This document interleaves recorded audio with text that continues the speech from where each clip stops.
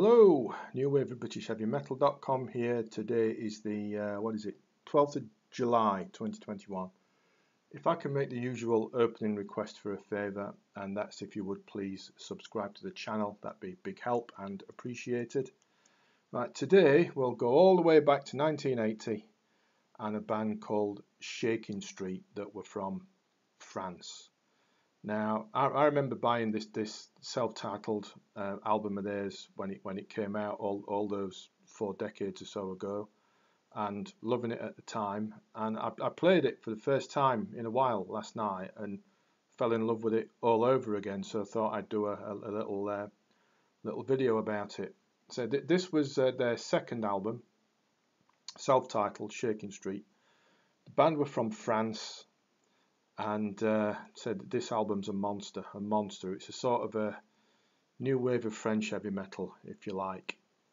They took the name from an old MC5 song.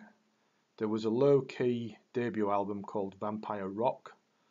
I think that came out in 1978, but it was a very limited release, mainly around France, I think. And then the breakthrough for the band came when they came to the attention of none other than Sandy Pearlman, of course, of the Blue Oyster Cult connection. And the result of that bore fruit and saw the band signed to a major label, and this second album coming out, and I think it was CBS.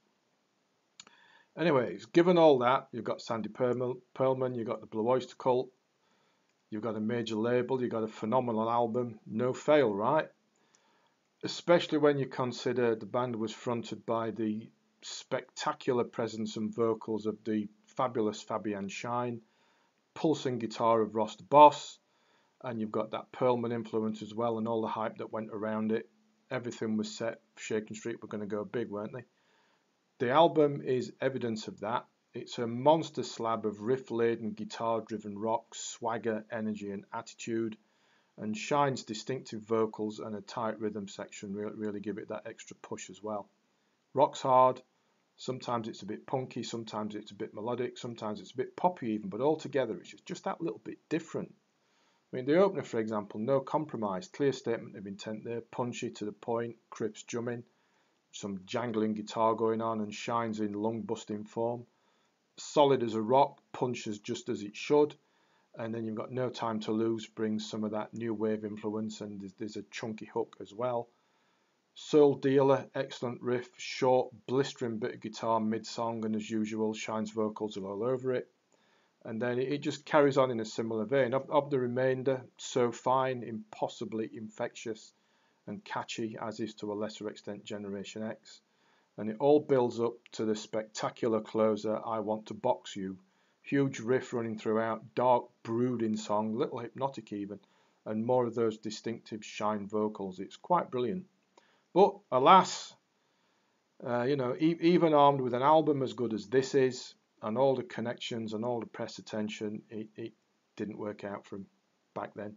Ross the Boss, of course, went on to Man of War, and that was pretty much it for Shakin Street. And even now, 4 decades later, that self-titled second album still sounds fresh and on point. They have sprung up sporadically over the years that have followed, and in 2014 actually put out another really excellent album called Psychic.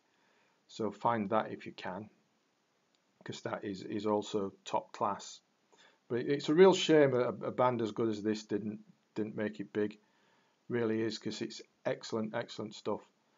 As always, I will put a link in the description below to the album on Amazon and also to Psychic on Amazon. It's available in all various different formats, although the CDs might be a bit difficult to find.